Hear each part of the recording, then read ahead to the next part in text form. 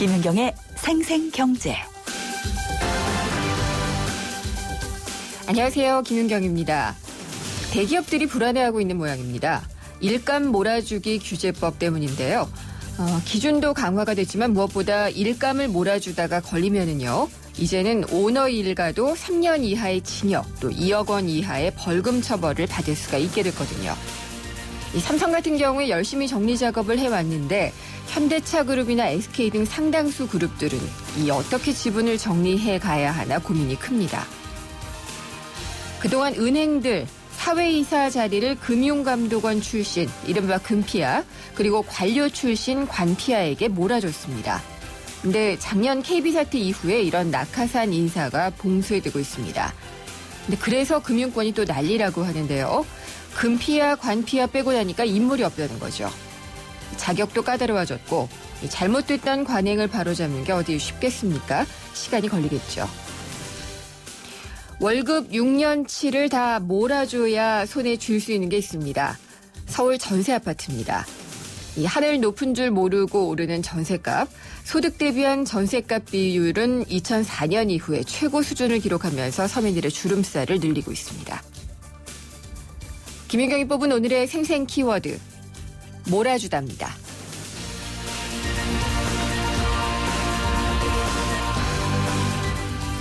전세와 더불어서 이 서민들의 가계에 상당히 부담을 주는 것 중에 하나죠. 학자금. 이 학자금을 대출로 이용하시는 분들이 상당히 많을 텐데 교육부와 한국장학재단이요. 내일부터 저금리로 전환대출을 하는 신청을 받는다고 합니다.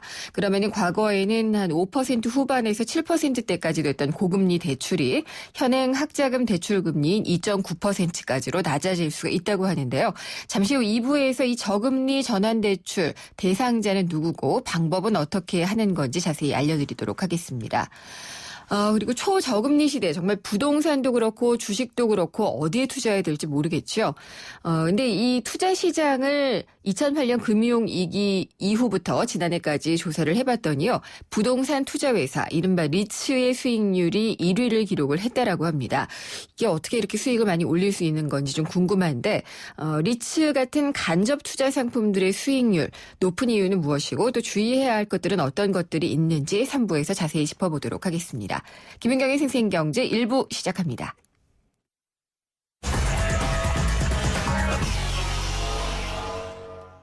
김윤경의 생생경제 베러앤디퍼런트 르노삼성자동차 제공으로 1부 시작하도록 하겠습니다.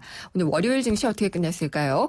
SK증권 명동지점의 김춘석 부장입니다. 안녕하십니까? 네, 안녕하십니까? 네, 오늘 시장은 어떻게 끝났나요?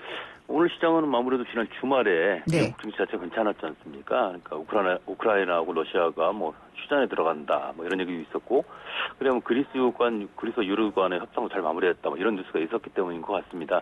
양시장 다 아침의 향세를 이어가지 못했는데 아무튼 네. 플러스로 끝났습니다. 거래소가 1958.23, 플러스 0.73포인트 올라서 끝났고요.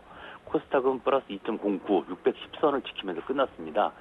오늘 외국인들이 거래소에서 한 1270억 정도, 코스닥에서 한 282억 정도 순매수를 이어가면서 양시장 상승을 이끌었던 걸로 보여지고 있고요. 네. 하지만 거래소에서는 개인하고 기관 양쪽이 다 매도를 하면서 일단 지수 상승을 제약하는 그런 모습을 보이면서 끝났습니다. 네. 오늘 외국인들이 간만에 사줬다고 할 수가 있겠는데 또 양시장 다 그런 건 아니었던 것 같고요. 그러면은 오늘 좀 특징적인 움직임 보인 종목이나 업종은 어떤 게 있었나요? 아무래도 오늘 가장 눈에 띄는 업종은 바이오 관련주들이 상당히 눈에 띄고 있습니다. 네. 아시는 것처럼 지금 국제적으로도 일단 업체 간 서로 이제 인수합병이 크게 일어나고 있는 부분인데 네. 가장 큰 부분이 이제 바이오 시밀러 관련된 종목군들이 움직이고 있거든요. 그러다 보니까 우리나라에서도 가장 먼저 앞서가는 기업인 셀트리온 같은 경우가 움직였고요. 그다음에 젠텍스 같은 경우도 움직이는 모습을 보였습니다. 특히 이제 오늘 같은 경우는 또 하나 화장품 관련주들이 움직이는 모습을 보였는데 오늘 제약회사인 삼성제약도 마찬가지로 화장품 관련 업종을 진출한다는 얘기 나오면서 상승세를 보이는 모습을 보였었고요. 네. 전반적으로 시장 흐름 자체는 좀 슬림화돼가면서 종목군별로 돌아가는 모습을 좀 보이는 그런 모습을 보이고 있다 이렇게 말씀드릴 수 있을 것 같습니다.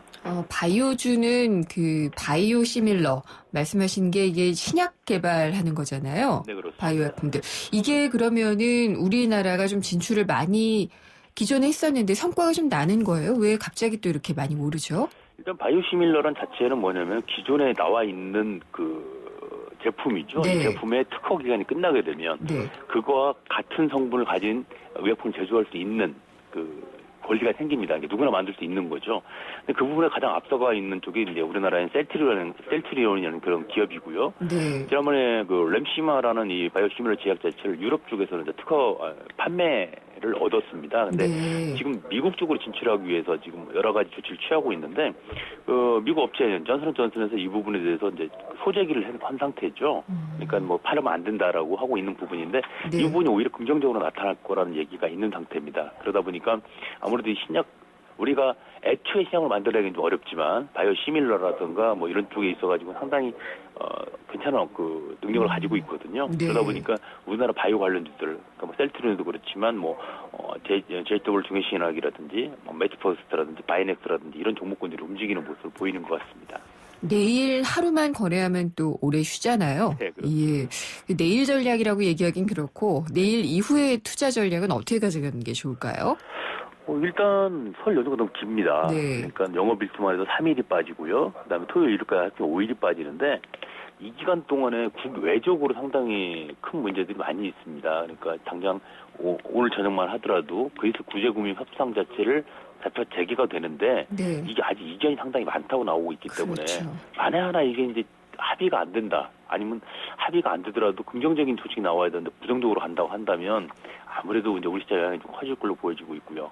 그래서 이제 이런 부분들을 보게 되면 일단은 이익난 부분들은 좀 정리하고 가는 게 좋지 않겠나 하는 네. 생각을 합니다. 왜냐하면 뭐 오늘 아까 말씀드린 바이오 관련주 말씀드렸지만 그 동안에서 뭐 핀테크 그다음에 뭐 게임주 이런 식으로 좀 빠르게 돌아가는 모습을 보였잖아요 종목군들이. 그렇죠. 그래서 설 이후에는 이 부분이 조금 움직임이 또 바뀔 수도 있을 거라는 생각이 들거든요. 네, 그래서 그렇게 된다고 친다면 예. 굳이 리스크를 안고 가기보다는 일단은 이익난 부분을 정리를 하고 그래서 좀 현금을 좀 확보하면서 넘어가는 게 맞지 않겠나 네. 그렇게 생각을 하고 있습니다. 알겠습니다. 설 연휴 잘 보내시고요. 그 다음에 좀 오른 증시 가지고 만날 수 있으면 좋겠습니다. 네, 새해 복 많이 받으십시오. 네, 감사합니다. 예. SK증권 명동지점의 김춘석 부장이었습니다.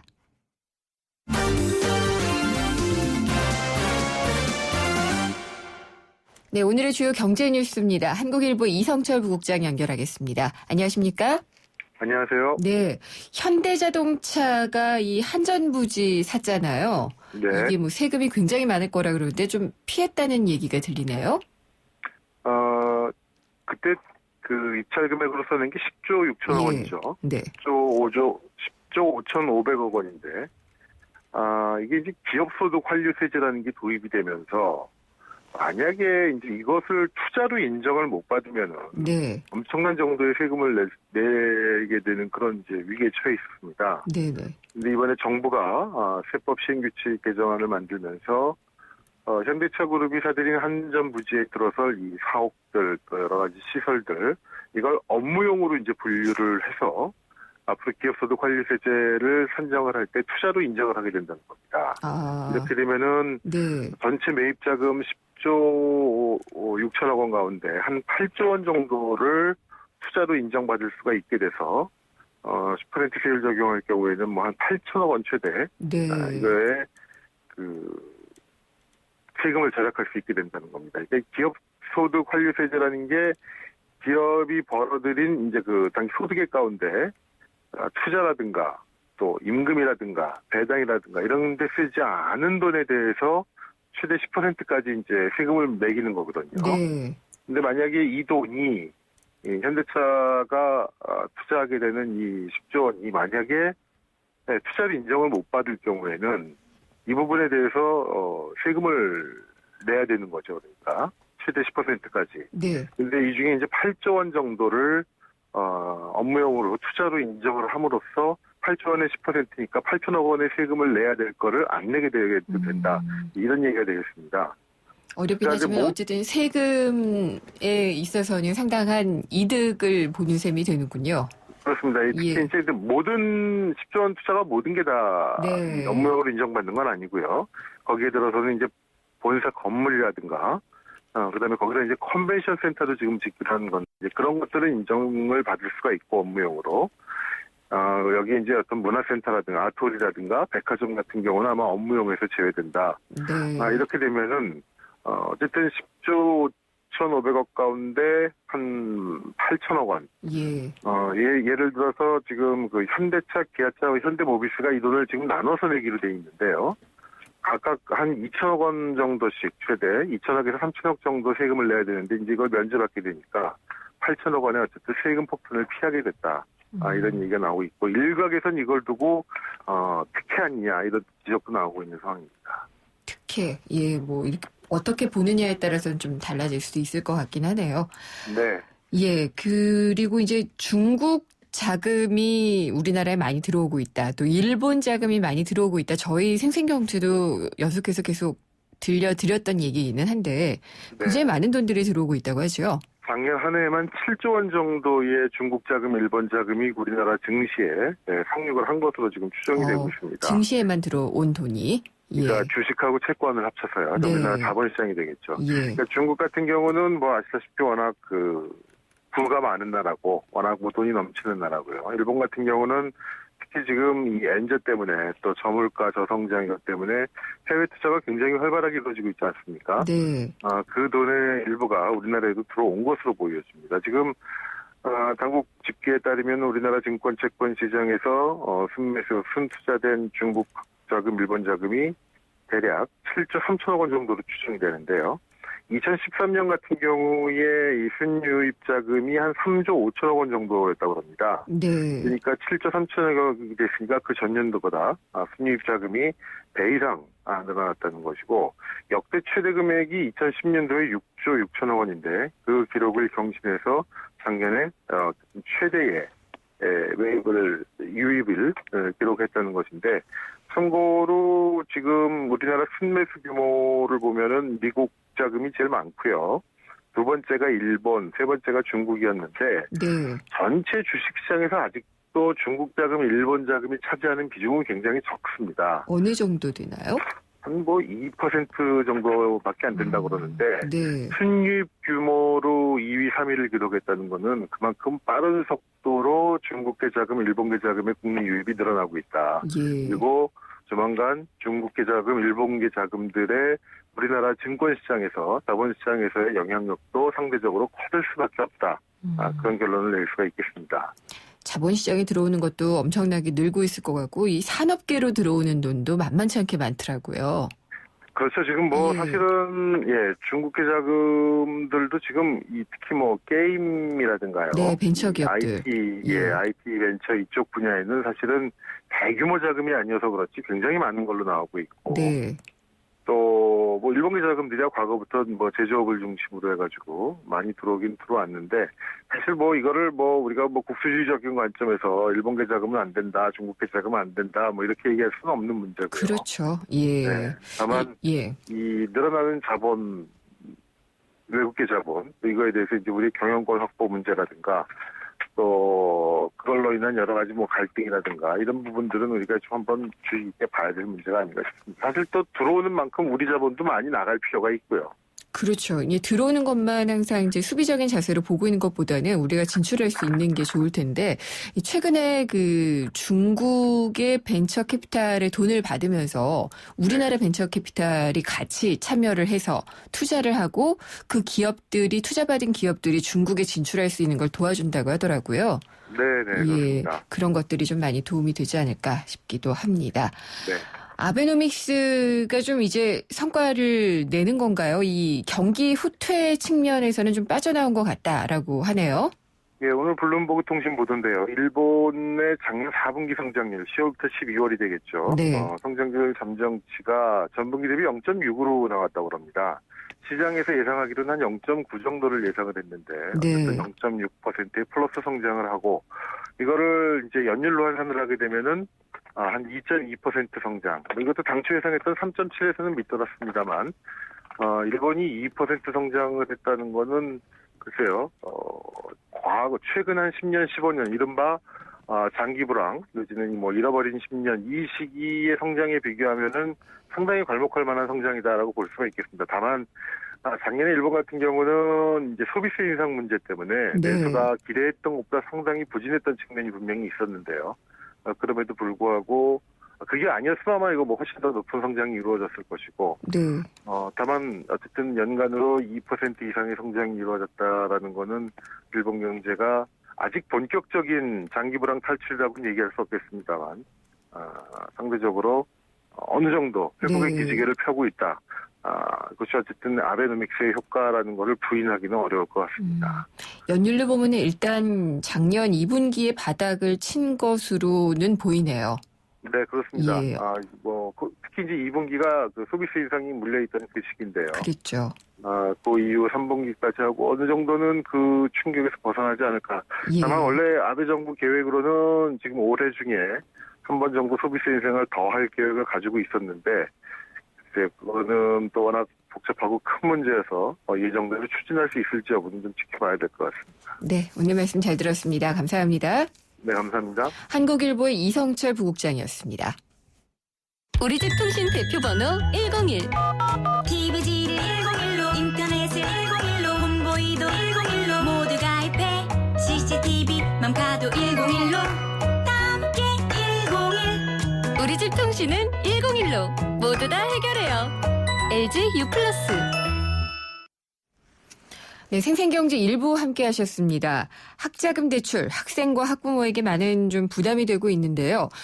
지금은 금리가 좀 많이 낮아졌지만은 이전에 받았던 금리는 상당히 좀 높은 편이거든요. 전환대출 신청을 내일부터 받는다고 합니다. 그렇게 되면은 5% 후반에서 7% 후반까지 됐던 대출 금리가 현행 2.9%까지 절반으로 뚝 낮아지게 되는데 2부에서 그렇다면은 저금리 전환대출은 어떻게 할 수 있는지 학자금 대출이 대상자와 방법 등에 대해서 자세히 알아보도록 하겠습니다. 광고 듣고 돌아오겠습니다.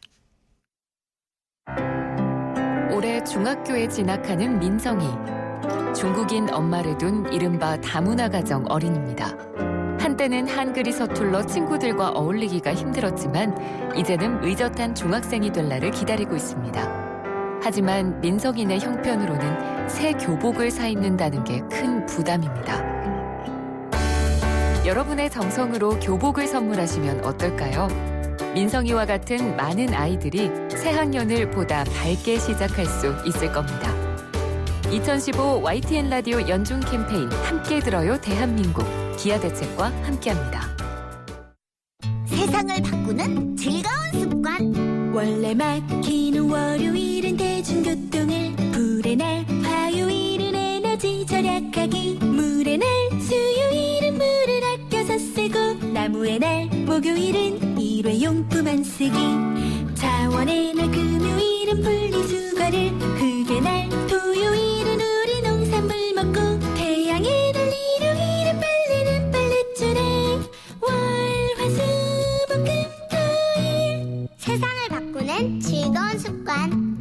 365 에콜라이프. 이 캠페인은 에코맘 코리아와 함께합니다.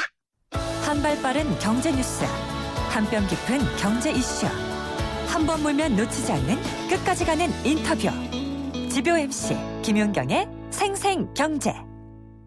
세상의 베이스가 되다 포스코 협찬으로 김윤경의 생생경제 2부 시작하겠습니다. 생생경제에는 여러분 직접 참여하실 수 있습니다. YTN 라디오의 애플리케이션 예스를 통해서 참여를 하셔도 되고요. 문자 있습니다. 짧은 문자는 50원, 긴 문자는 100원이 부과되는 휴대전화 우물정의 0945번 누르시고요. 의견 주시고 의견 주시면 됩니다. 그리고 저희 SNS 계정도 있는데요. 트위터는 YTN_이코노미고 페이스북 페이지는 YTN 라디오 이코노미입니다. 웹사이트 김윤경의 생생경제로도 의견 보내주시면 됩니다. 여러분의 많은 의견 기다리겠습니다.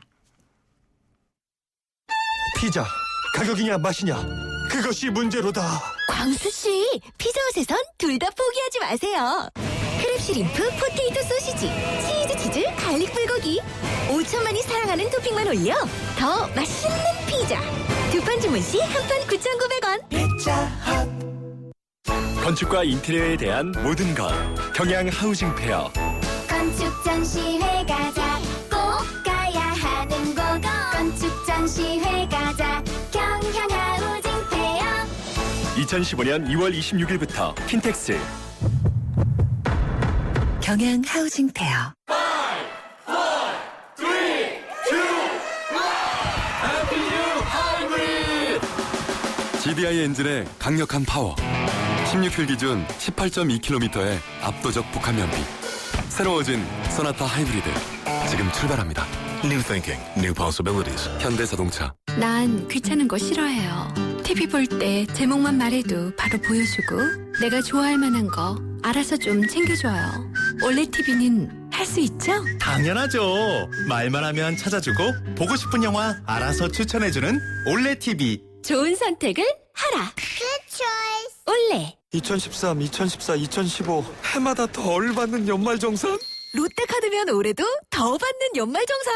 롯데카드 연말정산 더 받는 프로젝트 2015 시즌. 연 1,000만 원 이상 이용 시 5개 항목 연간 이용 금액의 1에서 3%를 롯데포인트로 돌려드립니다. 3월 31일까지 신청. 해당 항목 및 자세한 사항은 홈페이지 참조. 김윤경의 생생경제. 오늘 당신이 꼭 알아야 할 가장 중요한 경제 뉴스는 이번이 마지막 저금리 전환대출 학자금의 모든 것입니다.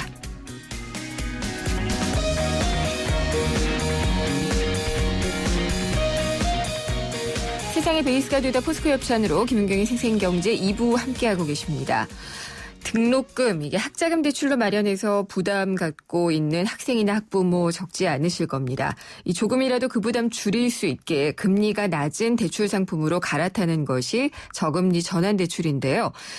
교육부와 한국장학재단이 이 저금리로 갈아탈 수 있는 제5차 저금리 전환 대출 신청을 내일부터 받는다고 합니다.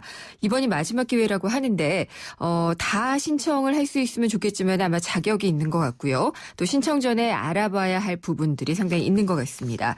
한국장학재단으로부터 그 얘기들 좀 들어보고요. 이어서 대학생들의 학자금 관리법, 상당히 좀 중요한 문제가 되고 있는데 함께 살펴보도록 하겠습니다. 먼저 한국장학재단 연결해 보겠습니다.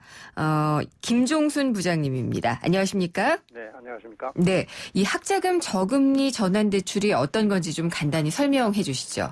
네, 2005년 2학기부터 2009년 2학기까지 상대적으로 고금리 학자금을 대출받았던 고금리 학자금이라고 하면 그때 당시에 평균 금리가 6.96%였습니다. 네. 이 부분을 현행 2.9% 저금리 대출로 전환해주는 제도라고 보시면 되겠습니다. 그때 받았던 이 고금리 학자금 대출을 그러면 그동안에도 저금리로 좀 바꿔주셨죠? 네, 그동안에도 4차에 걸쳐서 저금리 네. 대출을 시행한 바가 있습니다. 그럼 얼마나들 많이 대출을 전환을 했나요? 4차가 마감된 게 지난주 말이었는데요. 지난주 예. 금요일 기준으로 약 17만 명에게 1조 3천억 원을 전환한 바가 있습니다. 그렇군요. 그러면은 내일부터 받는 전환 대출 신청은 마지막이라고 하던데요. 네. 이게 그러면은 마지막이라는 것은 이번 기회를 놓치면 못 한다는 거네요? 네, 그렇습니다. 예, 내일부터 언제까지인가요? 예, 이 전환대출은 법령상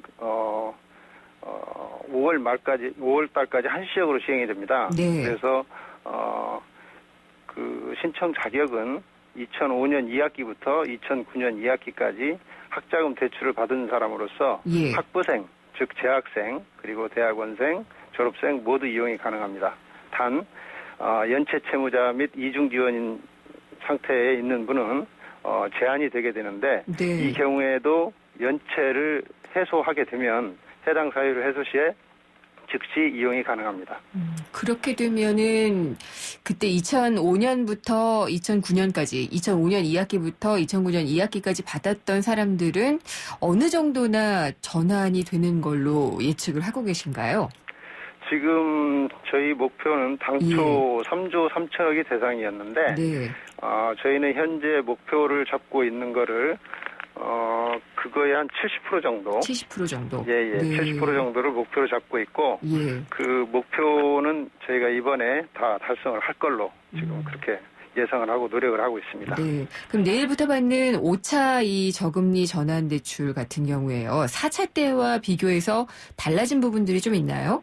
네, 근본적으로 크게 달라진 부분은 없고 4차와 동일합니다만 네. 그 내용을 간단히 소개해드리면 전환대출 시에 현재 남아있는 대출 기간과 관계없이 거치 기간을 최대 3년, 예. 상환 기간을 최대 10년까지 설정을 할 수 있습니다. 현재 원금 상환 중인 고객의 경우에 대출 기간을 새롭게 설정함으로써 월간 상환 금액을 크게 감소시킬 수 있는 장점이 있습니다. 그렇군요. 내일부터 신청이 가능하다고 하는데 어떻게 신청을 하면 되나요? 신청 요령은 간단합니다. 2월 17일부터 5월 17일 사이에 한국장학재단 홈페이지를 통해서 신청이 가능한데요. 네. 별도 서류는 필요 없고 한국장학재단 홈페이지에서 온라인을 통해서 신청이 가능하고 은행을 통한 그 공인인증서만 있으면 가능합니다. 예, 이거는 좀 간편하게 되어 있네요. 그러면은 신청을 홈페이지를 통해서 완료를 했다. 그러면은 언제부터 금리가 좀 낮아지는 적용을 받게 되나요? 금리 약정 금리는 저희가 심사 승인을 거친 후에 전환대출 약정을 하는 순간, 즉 약정 당일부터 저금리 효과를 보실 수 있습니다. 그게 오래 걸려요? 승인을 바로 받는데?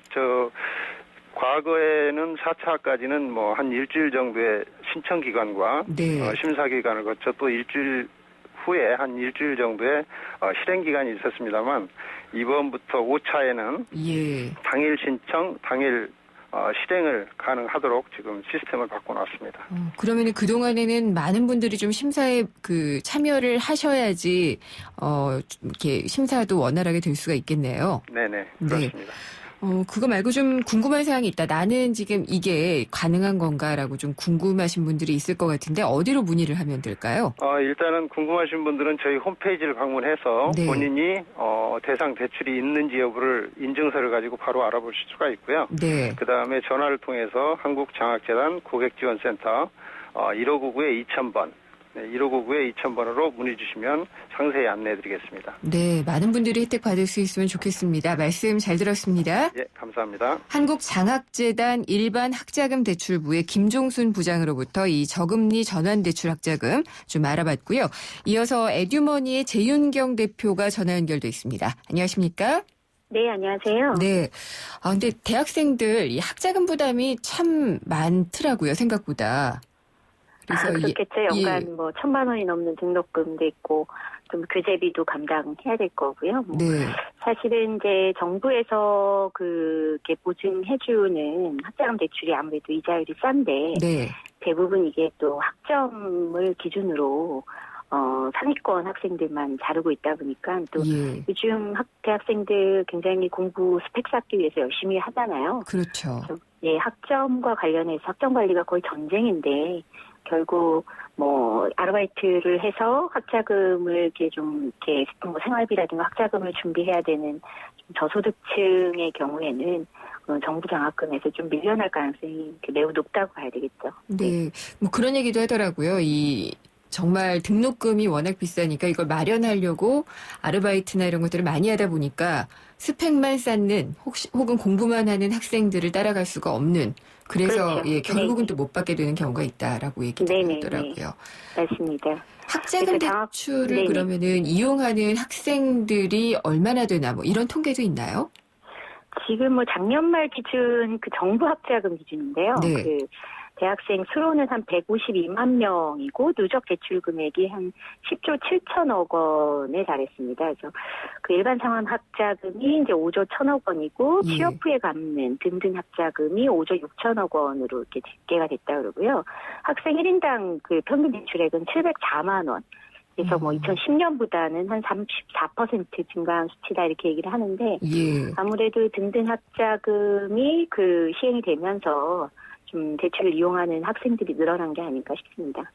이렇게 이제 정부에서 받으면 좋은데 안 그러면은 이제 은행권에서 받거나 혹은 심지어는 이제 대부업체에서 대출을 받는 학생들도 꽤 많이 있더라고요.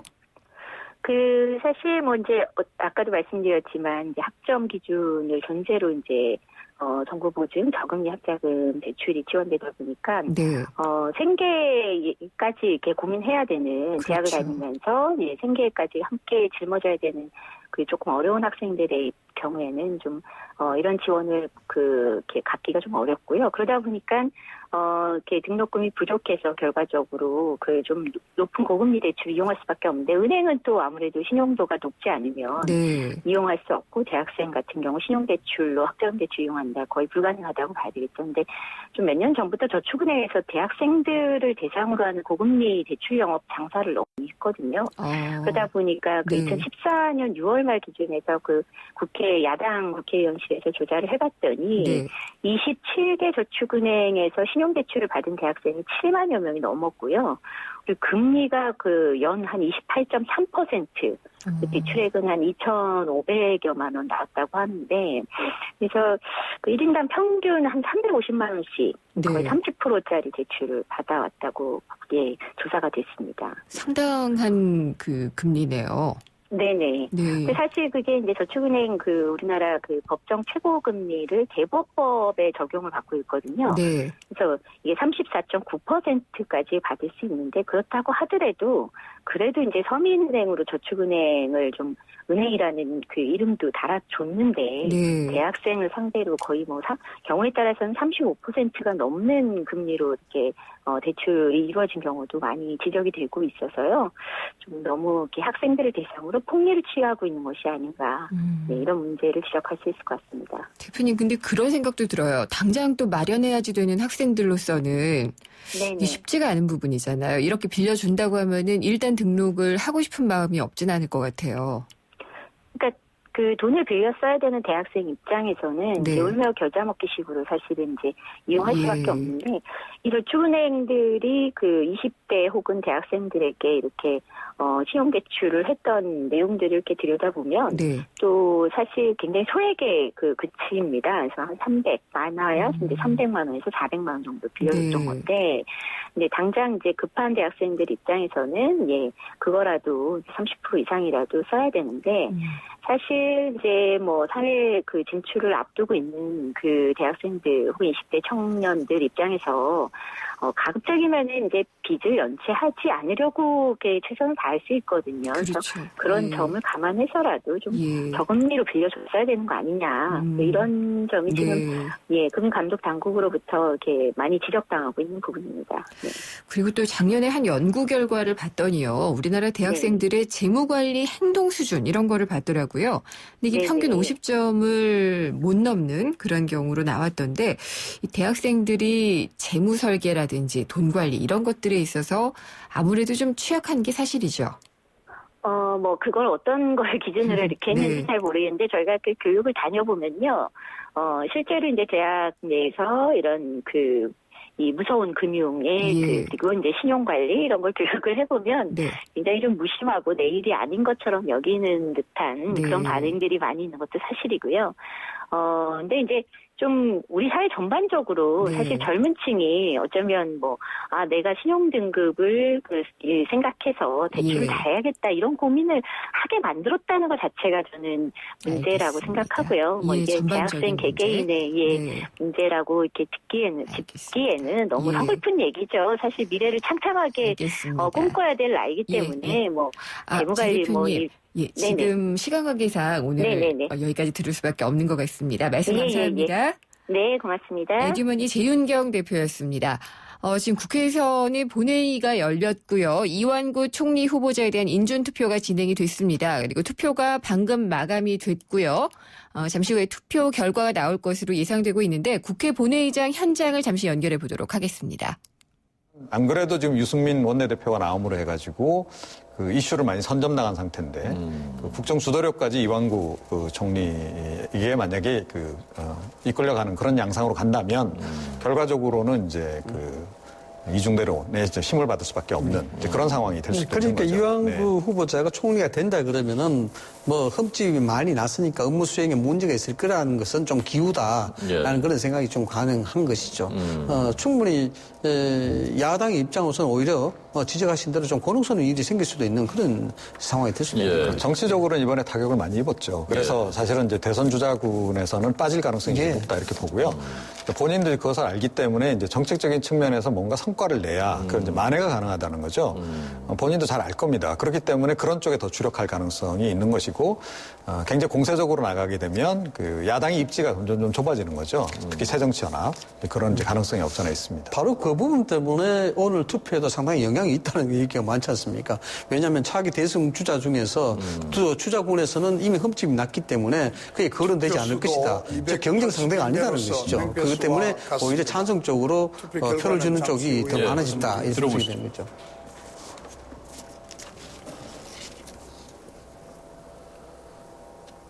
자, 이제 잠시 뒤면 결과가 나올 것 같습니다. 현재 최종적으로 검표를 하고 있고, 그 점검을 하고 있고요. 그리고 개표는 아직 시작되지 않은 것인지 이미 개표가 시작된 것인지 모르겠습니다만. 아까 개표 시작하는 것 같은데요. 함을 열어서. 네. 개표 시작됐군요. 281표입니다. 1표니까요. 281표. 지금 한창 하고 있네요. 개표를 하는군요. 가부를 나누는 거니까. 맞습니다. 예. 시간이 물리적으로 그렇게 많이 걸리지는 않겠군요. 이 가부 양쪽으로 나눠서 세고 다시 한번 세보고 뭐 이렇게 하고 명패 수하고만 맞추면 되니까요. 네. 가장 이제 골치 아픈 경우가 이제 명패 수하고 안 맞을 경우입니다. 뭐 잘들 다시 세봐야 되고 이제 그렇기 때문에. 네. 지금 뭐 세고 있는데요, 보니까. 네. 세고 있는 것 보니까 곧 결과가 나올 것 같기도 합니다. 자, 지금 이제 오랫동안 이 끌어왔었던 이완구 총리 후보자 오늘 국회가 인준할 것인지 국회 인준을 받을 수 있을 것인지가 이제 드디어 잠시 뒤면 결정됩니다. 만약에 오늘 임명 동의안이 가결되면 청와대 박근혜 대통령은 내일부터 아마도 후속 인사 개편을 단행할 것으로 보입니다. 정홍원 총리 임식은 원래 3시로 예정돼 있었는데 총리 인준안이 가결되면 그 뒤에 할 하지 않겠습니까? 예, 그렇게 봐야 되겠죠. 전해지고 있습니다. 네. 뭐 최종 확인 작업하는 것 같은데요. 네. 자, 다시 한번 그 숫자를 말씀드리면요. 국회의원 원래 정수 300명인데 그 중에 5명이 빠져 있고요. 예, 그래서 295명인데 오늘 투표에 참여한 것은 281명. 그중에 여당이 155명, 야당이 124명, 무소속 2명 이렇게 되어 있습니다. 281명 중에 141표 과반이 되면 오늘 가결되고요. 그리고 새누리당 입장에서는 155명이 표결에 참여했는데 이 중에 이탈표가 없이 155표 이상 되면 지도부 입장에서는 만족할 만한 결과, 그리고 야당 입장에서는 165표 이상 만약에 가결표가 나온다면은 좀 정치적으로 곤란해지는 그런 표가 되겠습니다. 몇 표가 나올지가 관심이고요. 우선은 가결될 것이냐 부결될 것이냐가 중요하겠고요. 지금 결과가 전해진 것 같습니다. 자, 정의화 의장. 투표 결과를 말씀드리겠습니다. 회의장 밖에 계시는 의원님들께서도 회의장으로 입장해 주시기 바랍니다. 총 투표수 281표 중 가 148표, 부 128표, 무효 5표로서 국무총리 이완구 임명 동의안은 가결되었음을 선포합니다. 네, 이완구 총리 후보자 임명 동의안이 통과됐습니다. 가표가 몇 표가 나오느냐 관심이었는데 148표 나왔습니다. 자, 이동호 YTN 정치부장 나오셨습니다. 148표 예상보다 많이 나온 겁니까? 적게 나온 겁니까? 작년에 예상보다 적게 나왔다고 보시면 되죠. 예, 그렇습니다. 새누리당 의원들만 155명이 참석했기 때문에 뭐 단순하게 봤을 때 새누리당 내에서도 한 7표 정도의 반란표가 나왔다 이렇게 볼 수 있겠고요. 실제로 뭐 계속 설명 나왔습니다만 충청 지역의 새정치연합 의원들도 일부는 아무래도 이번 인준투표에서 찬성을 일부 투표하지 않겠느냐 이제 그런 것까지 감안했을 경우에는 반란표가 좀 더 있을 수 있었다 이렇게 볼 수 있겠습니다. 지금 김무성 대표, 유승민 원내대표 표정이 밝지가 않거든요. 그렇습니다. 예. 조금 심각한 특히 유승민 원내대표 그렇고요. 야당은 뭐 표정은 지금 잘 안 보이는데 야당으로서는 이 정도면 뭐 선방했다라고 볼 수도 있는 결과인 거. 이 박사님 어떻게 보십니까?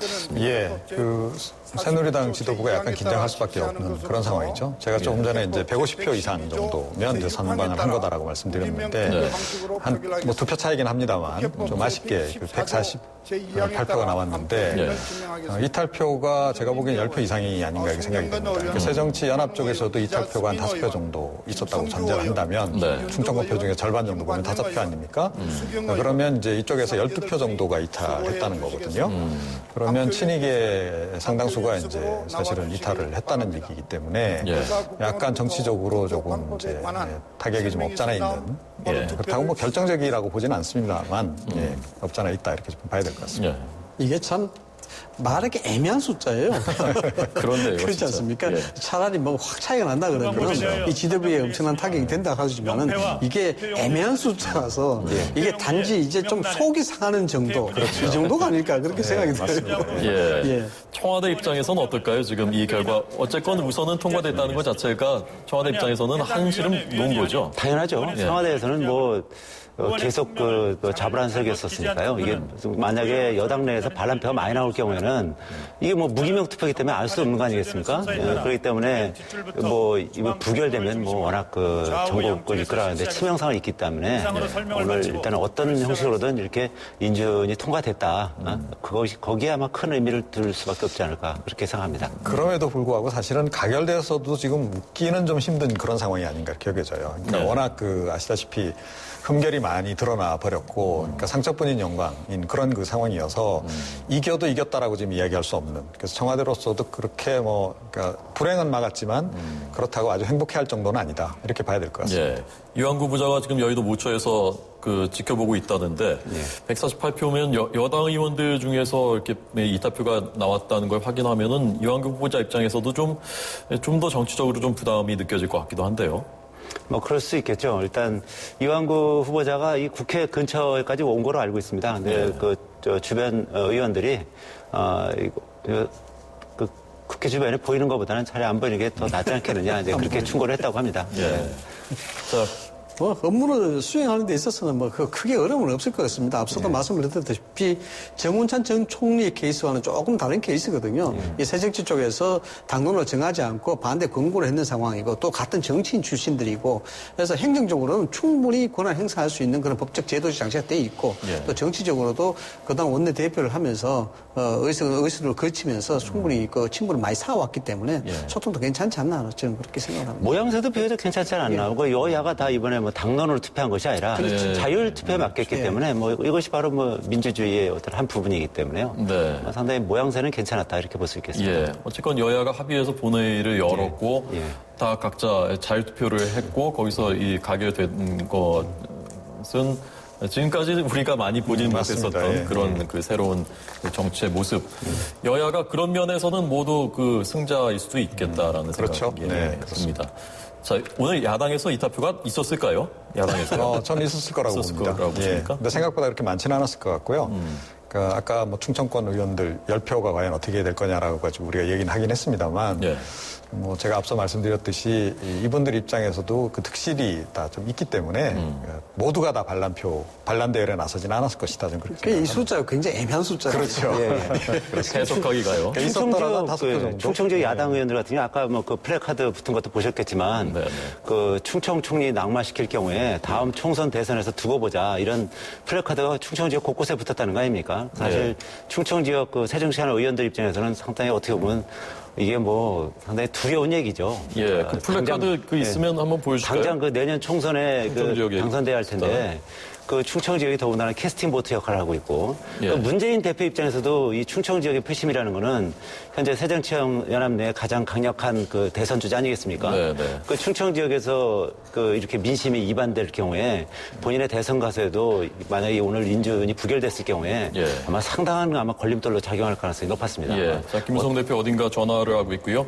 자, 이동 부장님 마지막으로요. 그러면 어떻게 되는 겁니까? 청와대가 내일 바로 후속 인사, 청와대 개편이나 개각을 내일 할 가능성이 있는 겁니까?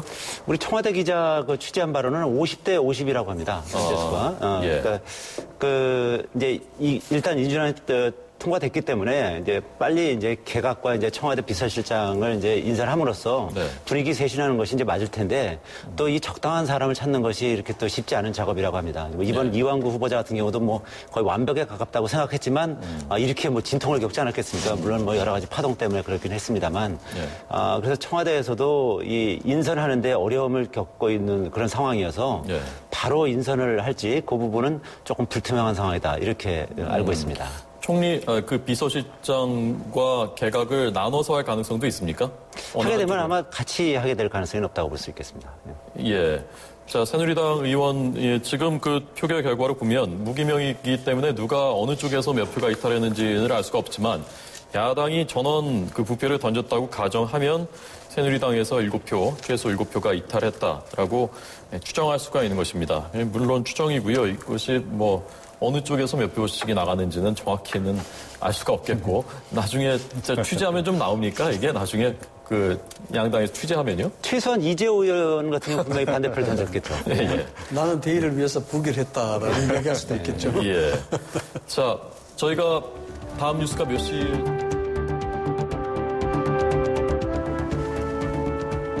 지금까지 국회 본회의장에서 이 시각 진행된 이완구 총리 후보자 임명 동의안 국회 통과 뉴스 속보를 전해드렸습니다. 찬성 148대 반대 128로 통과했다는 속보고요. 자세한 소식 다음 뉴스에서 전해드립니다. 계속해서 생생경제 김윤경의 생생경제에 이어서 전해드립니다.